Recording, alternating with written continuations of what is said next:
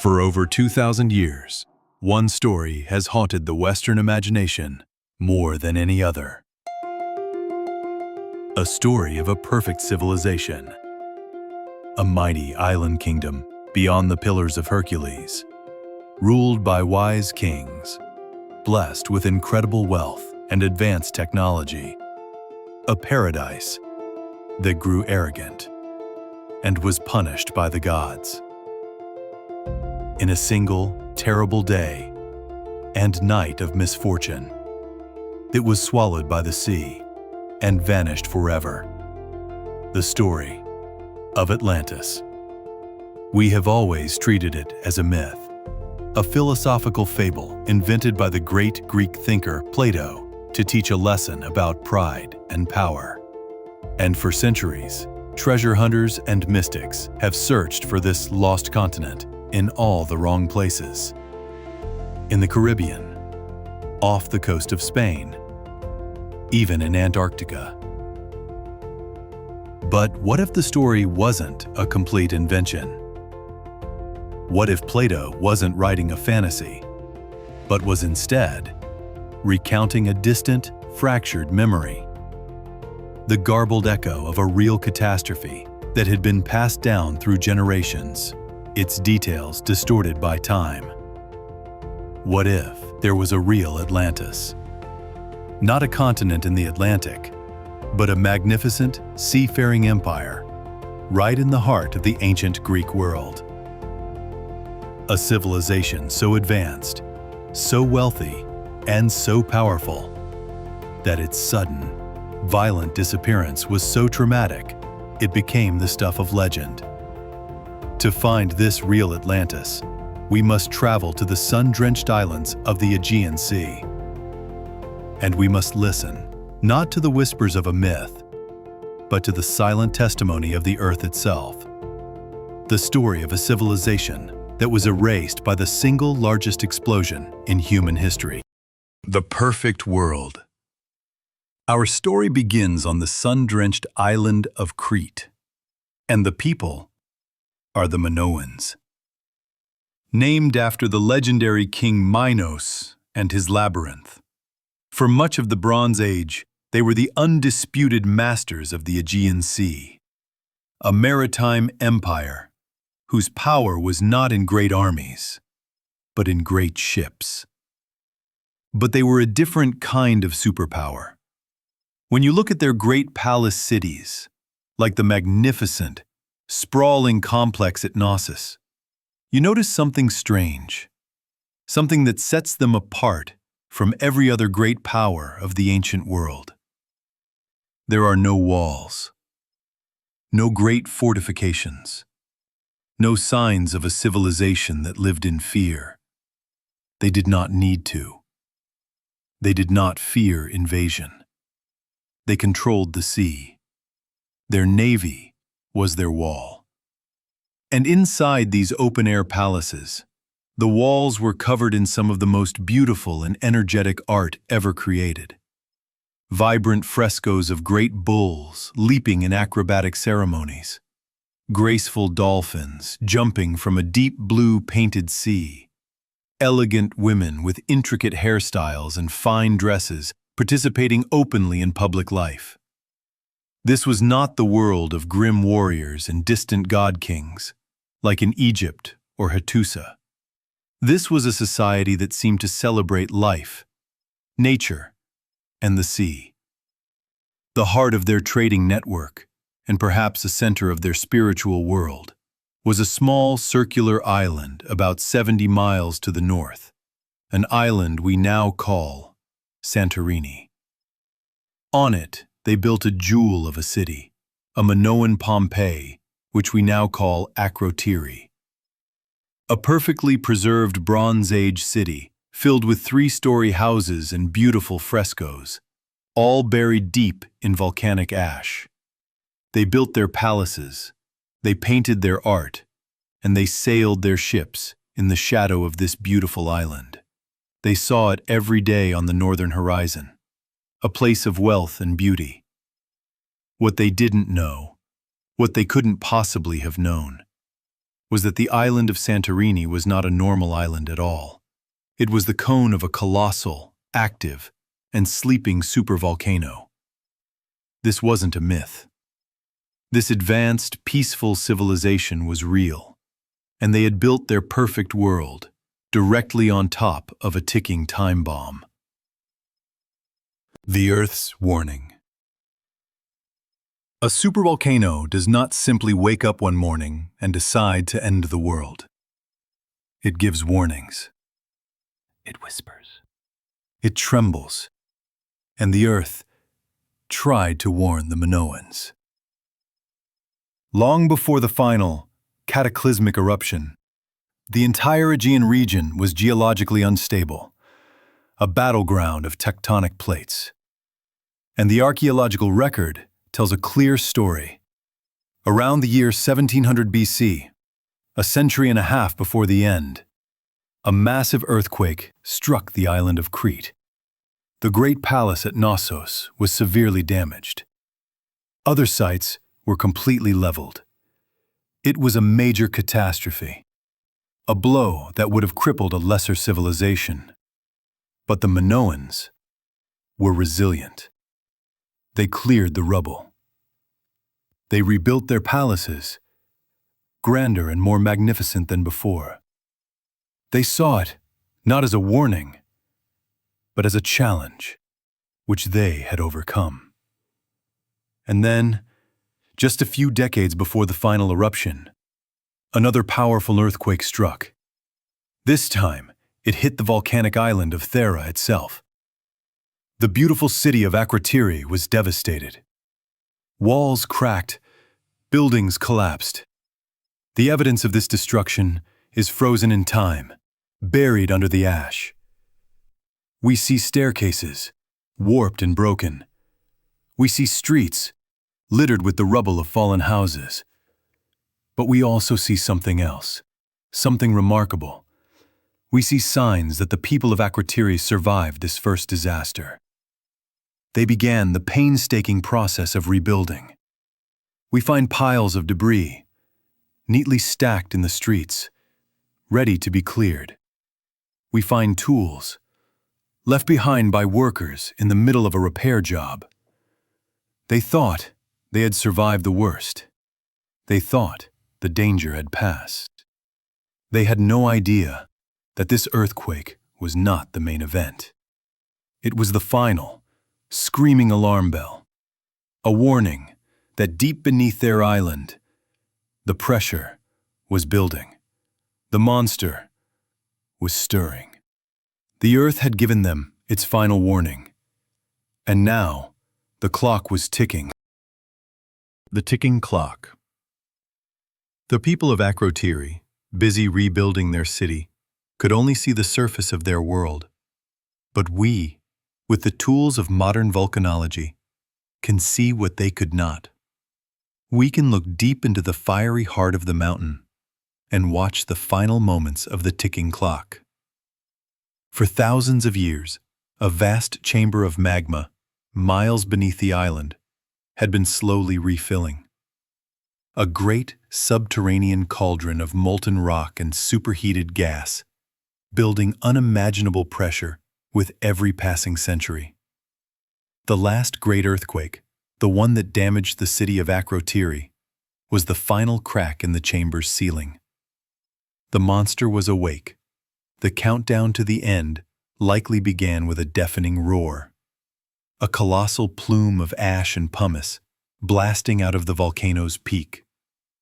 A pillar of smoke and fire climbing 20 miles into the stratosphere, turning the day into a surreal gray twilight. This was the final, desperate warning, the last chance for anyone left on the island to get in their boats and escape. But the worst was yet to come. As the eruption intensified, the great pillar of ash collapsed under its own immense weight. It created a pyroclastic flow, a superheated, incandescent cloud of gas and rock, moving at hundreds of miles per hour, incinerating everything in its path as it swept across the island and out over the sea itself. And then, as the heart of the mountain violently emptied its contents into the sky, the roof of the magma chamber, the very island of Thera itself, began to collapse. The center of the island, a piece of land miles wide, simply fell into the void left behind. An event like this, the sudden, catastrophic collapse of an entire island into the ocean, does not happen quietly. It displaced billions of tons of seawater in an instant. And in that moment, the time bomb didn't just explode. It created a new weapon, a weapon that was now aimed directly at the heart of the Minoan civilization, 70 miles away on the shores of Crete. The wave was coming. The wave was coming. It moved silently across the Aegean Sea at the speed of a modern jetliner, a barely noticeable swell in the deep ocean, carrying an unimaginable amount of energy. But as it approached the shallow northern coast of Crete, this silent energy began to rise up. For the Minoans, living in their prosperous coastal towns and unfortified palaces, the first sign of doom would have been an unnatural silence. The sea itself, pulling back, receding from the shore for hundreds of yards, exposing the seabed in a way no tide ever had. Fish flapped on the bare sand. Ancient anchors and the ribs of old shipwrecks were revealed. A moment of eerie, confused calm, just before the end. And then, the horizon would have turned dark. This was not a normal wave. It was a wall of churning black water, filling the entire horizon, estimated by some scientists to have been over 100 feet tall in places. A liquid mountain, moving with impossible speed. It would have hit the northern coast of Crete with the force of multiple atomic bombs. It would have obliterated the coastal towns in an instant. It would have annihilated the great Minoan fleet, the very source of their power and wealth, smashing their ships to pieces in their harbors or carrying them for miles inland. It would have surged deep into the island, poisoning the fertile fields with a thick layer of salt, destroying an entire generation of crops in a single, devastating moment. And then, as quickly as it came, it was gone, leaving behind a shattered world, a coastline utterly transformed, a navy that had ruled the seas for centuries, now reduced to splinters. The economic heart of the Minoan civilization was ripped out in a single afternoon. But the Great Wave was not the only killer. In the days and weeks that followed, the sky, darkened by the ash cloud, would have rained a thick, choking blanket of volcanic dust over the entire island. The sun disappeared again. The climate was plunged into a volcanic winter.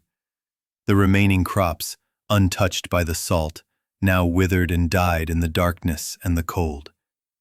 The Minoan civilization was not just wounded by the wave. It was being suffocated by the air and starved by the ash. The perfect world had received a mortal blow, and its slow, painful death had just begun. The aftermath. A world without a sun. A world without a harvest. A world without a fleet. For the Minoan survivors on the island of Crete, the years after the Great Wave were a slow, grinding struggle for survival in a world that no longer worked. Their trading empire, the source of their immense wealth, was gone. Their navy, the great wooden wall that had kept them safe for centuries, now lay in splinters. Their fertile fields, poisoned by salt from the sea and acid from the sky, could no longer feed their people. And in the ancient world, weakness is an invitation, an opportunity. Across the sea, on the mainland of Greece, a different culture had been watching the Minoans for centuries, learning from them, copying their art, and quietly growing in power. They were the Mycenaeans, the aggressive, warlike culture of Homer's Iliad, the people of Agamemnon and Achilles. With the Minoan navy destroyed, the seas of the Aegean were now open, and the Mycenaeans came. Perhaps not as a single invading army, but as opportunistic rulers, settling in and taking control of a society that had lost its will to fight. The archaeological evidence for this takeover is clear. The delicate, flowing, nature-loving art of the Minoans is slowly replaced by the more rigid, militaristic art of the Mycenaeans. We begin to find their weapons, their swords and their daggers, in Minoan graves. And most tellingly, their form of writing, linear B, begins to appear in the administrative halls of the great palace at Knossos, replacing the older, still undeciphered Minoan script. The Minoan civilization was not wiped out in a single day by the Great Wave. It was slowly suffocated over the course of the next 100 years. Their unique, seemingly peaceful culture was overwritten. Their great palaces were occupied. Their vibrant spirit was broken. The perfect world had become a province of a younger, more aggressive empire. By 1450 BC, the civilization that had dominated the Aegean for centuries was gone. Its memory faded into myth. Its palaces fell into ruin, eventually buried by the earth. And for 3,000 years, the story of their catastrophic end and the supervolcano that caused it was completely forgotten by history. So how did we piece this incredible story together? How did modern science find the evidence for this prehistoric apocalypse? The modern investigation. For 3,000 years, the story was lost. The only clue was Plato's strange, distant tale of Atlantis. But in the late 1960s, a Greek archaeologist named Spiridon Marinatos, acting on a radical theory that was mocked by his peers, began to dig on the modern island of Santorini, the remnant of ancient Thera. He was digging through a layer of white volcanic ash, over 200 feet thick in some places. And underneath it, he found something incredible. He found a city. A complete, perfectly preserved Minoan city, which we now call Akrotiri. A Bronze Age Pompeii. 3-story houses with their wooden beams and furniture still intact. Streets and squares just as they were left. And on the walls, the vibrant frescoes, their colors still breathtakingly bright, after 3,600 years in the dark. But, crucially, no human remains were ever found at Akrotiri. This, combined with the neatly stacked piles of rubble from the earlier earthquake, told investigators a clear story. The people of Akrotiri had warnings. They had time to evacuate before the final cataclysmic eruption. They were the lucky ones. Akrotiri proved the eruption happened. But what about the Great Wave? The Atlantis-Killer that struck Crete? The evidence for that was found hundreds of feet below the surface of the Aegean Sea. Scientists drilling long cores into the seabed around Crete found a strange, chaotic layer in the sediment, dated to the exact time of the eruption. A jumbled mess of sand, volcanic ash, and the shells of deep-sea creatures, violently thrown onto what was once the coastal shelf. It was the unmistakable geological footprint of a mega-tsunami. But the final, definitive witness to the sheer global scale of this explosion was found thousands of miles away, near the North Pole. In the ancient ice cores of Greenland,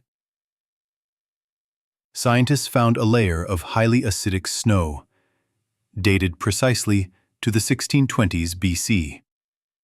A massive spike in sulfuric acid in the atmosphere, which could only have been produced by one of the largest volcanic eruptions of the last 10,000 years.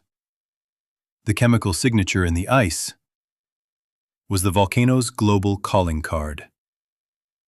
The proof that Thera didn't just end the world for the Minoans. It was an event so large, it measurably changed the climate of the entire planet.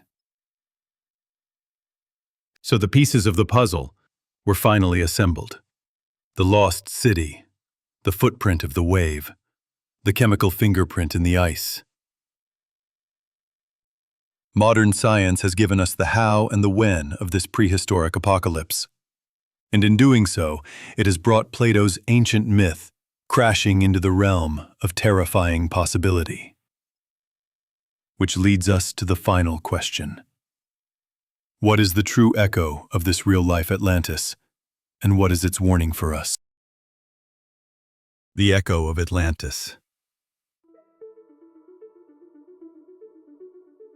So, was the Minoan civilization destroyed by the Thera eruption the real Atlantis? The timeline is off by thousands of years. The location is the Aegean, not the Atlantic. Plato's details do not perfectly match the archaeological record. But perhaps that doesn't matter. Perhaps the story of Atlantis is not meant to be a perfect historical record.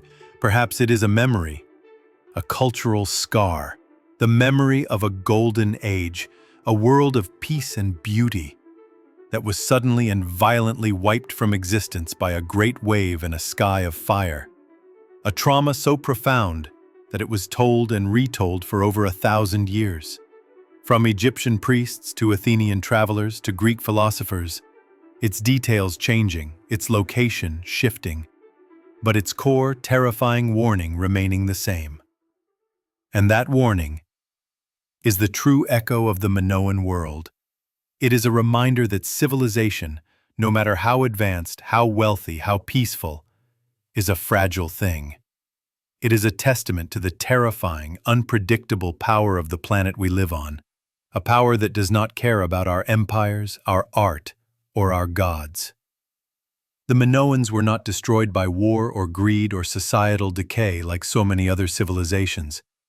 In many ways, they were a perfect world, and they were erased in an instant. Today, tourists from all over the world flock to the beautiful crescent-shaped island of Santorini. They watch the famous sunsets from the cliffs of the caldera, the great beautiful wound left behind by the ancient eruption. They sail on the calm blue water, often unaware that they are floating directly above the heart of one of the most violent explosions in human history.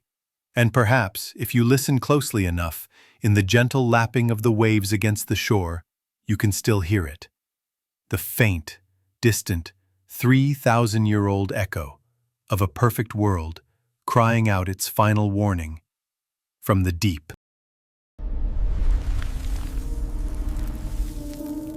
More stories they tried to erase.